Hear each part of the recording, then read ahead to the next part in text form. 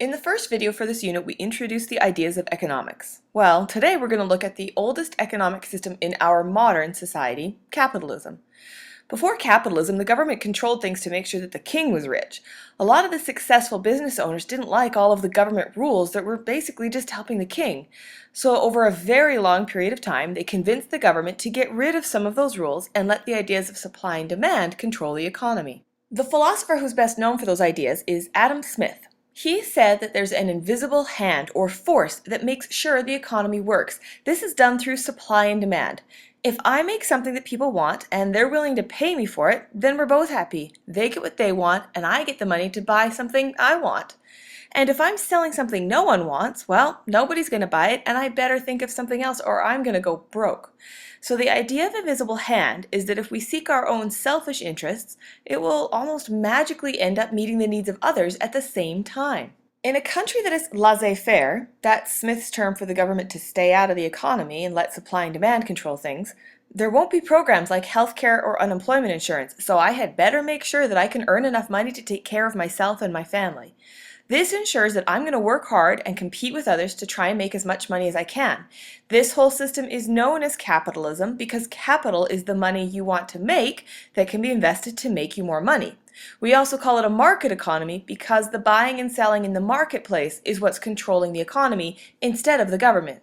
Competition is very important in a capitalist economy because when we compete to make the most money, we think about new ideas that will encourage people to spend their money on our inventions. Look at smartphone technology. While cell phones have been around since your parents were kids, smartphones are really your generation.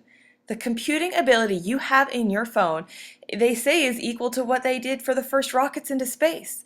And every year those phones get better and better. Why?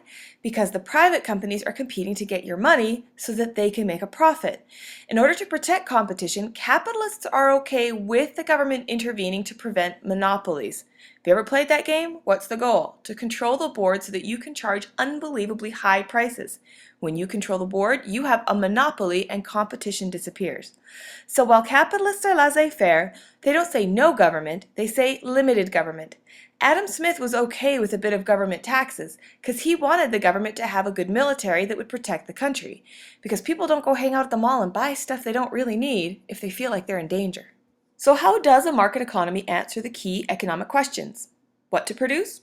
What people want? What's in demand? How to produce it? In a way that's going to maximize your profits, so that's decided by the supplier.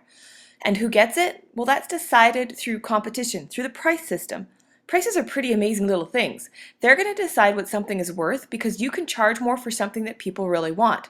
What you make at your job is part of prices. There's a price for your work. That's known as your wage.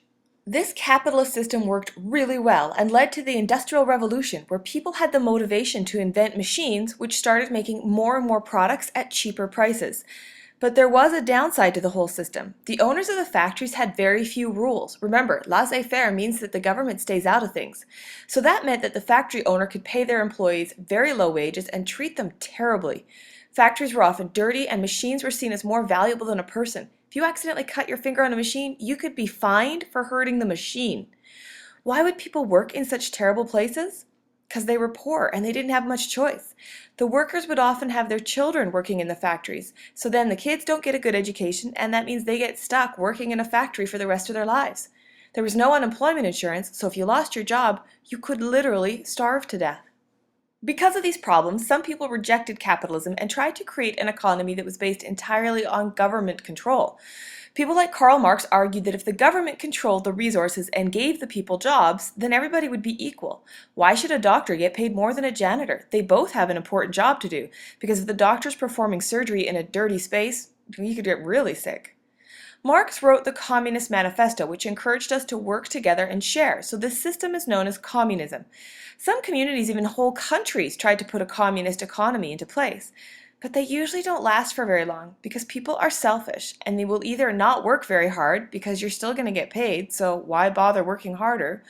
Or if they have some power in the government, they'll use that power to help their family have a better life than their neighbors, not really living up to the idea of everyone being treated equally. So pure capitalism doesn't really work, and pure communism hasn't either. That's why most countries have a mix of some sort or another. In the next video, we're going to look at Canada's mixed economy that tries to balance both of them. But today we're going to look at the United States, which is a welfare capitalist economy. That means they still really like the ideas of a market economy, but have some government help to prevent the worst abuses.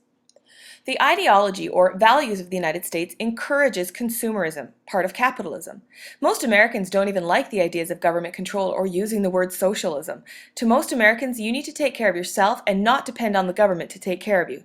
And look at how successful that system is. Most of our important new inventions are developed in the United States because people know they can make money off those inventions. They're motivated by profit. GDP per capita, which looks at how much money the country has when divided by all the people, is among the highest in the United States. But of course, we also know that there's more poverty in the United States than there is in Canada. More children die at a young age in the US than in Canada because they don't have the universal healthcare system we have. There's some parents that just can't afford to take their kids to the doctor. But that's where the idea of welfare capitalism comes in. Because the government will help pay for the health care of the very poor, it's a welfare capitalist state. In addition, many decades ago, the government introduced ideas like minimum wage and maximum hours of work to protect the workers. This is called a shift left. The people of the United States were willing to have some government support to help the less fortunate, moving them left on the economic spectrum. But while there is some government intervention, it's less than we have here in Canada, so we say that the US is more right-wing than us. We'll look at our system in the next video.